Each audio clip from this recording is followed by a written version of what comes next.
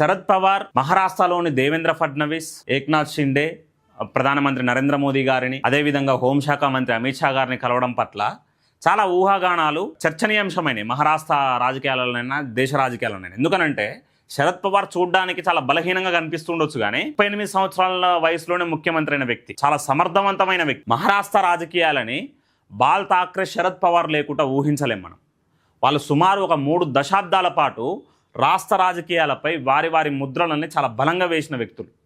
సైద్ధాంతికంగా విభిన్న పక్షాలైనప్పటికీ మహారాష్ట్ర రాజకీయాలు వాళ్ళ ఇద్దరి చిత్రపటాల మీదనే ఒక 3 దశాబ్దాల పాటు నడిచింది. ఎప్పుడైతే బాల్ ఠాక్రే గారు తుదిశ్వాస విడిచిర్రో అప్పటి నుంచి 2012-13 మధ్యకాలంలో బాల్ ఠాక్రే గారు స్వర్గస్థులయ్యారు.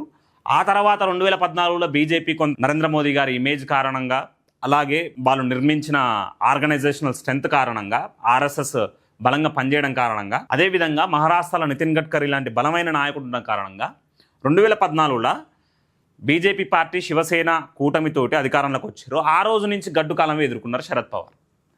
అయితే గత 2-3 నెలలుగా ఎన్డీఏ కూటమిలో జాయిన్ అవుతారు అనే ఒక ఊహాగానాలు, రాజకీయ చర్చలు అనేవి ఊపందుకున్నాయి. దానికి సంబంధించిన వార్తను చూసే ప్రయత్నం చేద్దాం.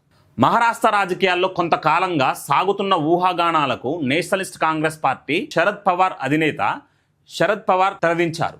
తమ పార్టీ ఎన్డీఏలో చేరబోదని స్పష్టం చేశారు. ప్రతిపక్షంలోనే కొనసాగుతామని పార్టీ నేతలకు తేల్చి చెప్పారు. ప్రభుత్వాన్ని ఎదుర్కొనేందుకు క్షేత్రస్థాయిలో పార్టీని మరింత బలోపేతం చేయాలని ఆదేశించారు.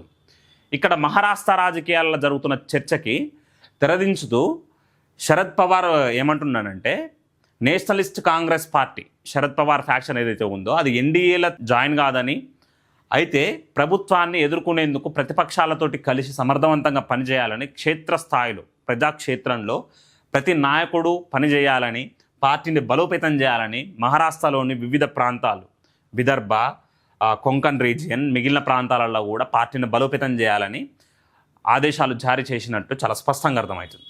అయితే డీలిమిటేషన్కి సంబంధించిన అంశంలో మాత్రం మద్దతు ఇచ్చే విషయంపై సుప్రియా సూలే ఆలోచిస్తున్నట్టు మనకి చాలా స్పష్టంగా అర్థమవుతుంది. ఎందుకనంటే స్వయంగా తనే ఏం చెప్పిందనంటే, డీలిమిటేషన్ ముసాయిదా బిల్లుల పాపులేషన్కి సంబంధం లేకుండా ప్రతి రాష్ట్రానికి 50% సీట్ ఇంక్రీజ్మెంట్ ఉంటే తప్పకుండా డీలిమిటేషన్ బిల్లుకు మద్దతు తెలుపుతామని సుప్రియా సూలే గత కొంతకాలంగా చెప్తూ వస్తుంది ప్రెస్ ముందు. అయితే అమిత్ షా గారు కూడా చెప్పిన విషయం అదే. ఏమని చెప్పారు? డీలిమిటేషన్ ముసాయిదా బిల్లుల ఎప్పుడైతే వీగిపోయిందో బిల్లు, ఒక్క అర్ధగంట సమయం ఇస్తే ముసాయిదా బిల్లులో చాలా స్పష్టంగా మెన్షన్ చేస్తాం, ప్రతి రాష్ట్రానికి జనాభా ప్రాతిపదికన కాకుండా ప్రతి రాష్ట్రానికి 50% సీట్లు పెంచే కార్యక్రమాన్ని చేపడదామని చాలా స్పష్టంగా చెప్పారు. అయితే అప్పుడు వినకుండా గత కొంతకాలంగా డిఎంకే అయినా, శరద్ పవార్ ఫ్యాక్షన్ అయినా, అదేవిధంగా కొన్ని పార్టీలు అక్కడ ఉన్న తృణమూల్ కాంగ్రెస్ నుంచి విడిపోయిన 20 మంది ఎన్సీపీఐ ఎంపీలైనా మద్దతు ఇవ్వడం కారణంగా ఈరోజు రాజకీయాలలో చర్చ జరుగుతుంది.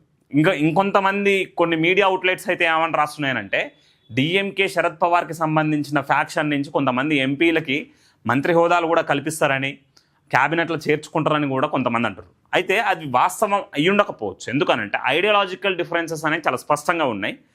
కాబట్టి మరి తమిళనాడు రాజకీయాలని చెప్పలేము. ఎందుకనంటే ఇంతకుముందు కరుణ అనేది కొంతకాలం ఈ రైట్ వింగ్ పార్టీస్ తోటి కలిసి పనిచేసిండు. ఆ తర్వాత కాంగ్రెస్ పార్టీలకు వచ్చిండు. కాంగ్రెస్ పార్టీ యూపీఏ అలయన్స్లో ఉండు. యూపీఏ అలయన్స్ ఒక 20 సంవత్సరాల పాటు ఉన్న తర్వాత ఏమైందో మనందరికీ తెలిసిన విషయమే.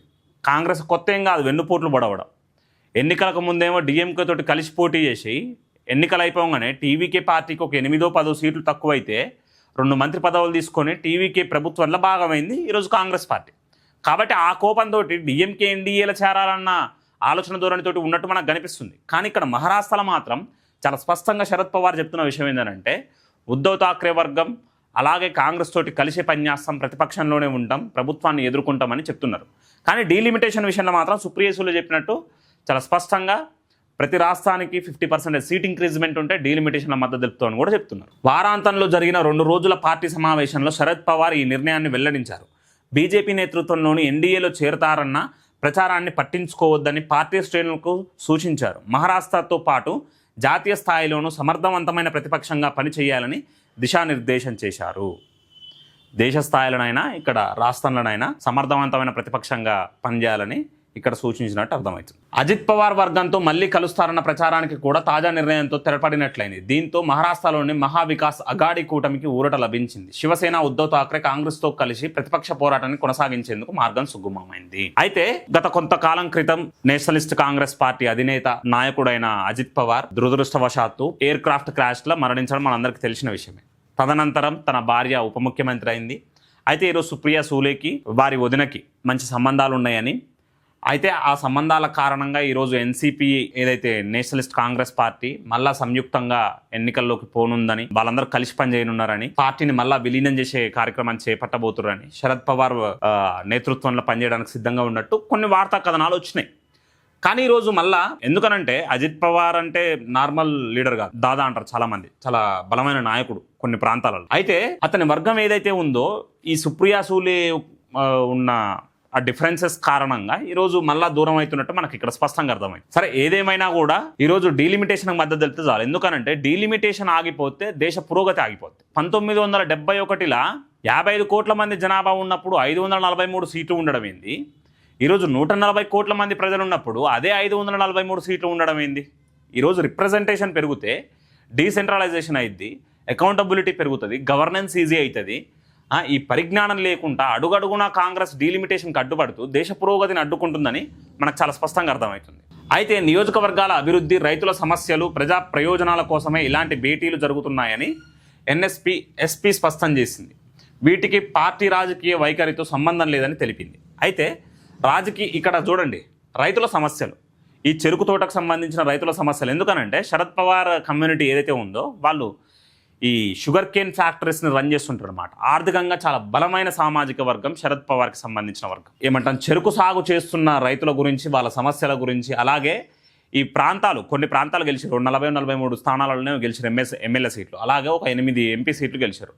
సో ఆయా నియోజకవర్గాల అభివృద్ధి కోసమే మీటింగ్లు జరిగినాయని, అంతకు మించి రాజకీయ కారణాలు ఏమీ లేవని ఇక్కడ తెలియజేయడం మనం చూస్తున్నాం. విదర్భ, పశ్చిమ మహారాష్ట్ర, ఉత్తర మహారాష్ట్ర, మార్వాడీలో ఇప్పటికే పార్టీ సమీక్ష సమావేశాలు పూర్తయ్యాయి. తదుపరి కొంకణ్లో సమీక్ష నిర్వహించనున్నారు. రానున్న స్థానిక సంస్థల ఎన్నికలు, అసెంబ్లీ ఎన్నికలను దృష్టిలో పెట్టుకొని పార్టీ యంత్రాంగాన్ని సిద్ధం చేస్తున్నారు.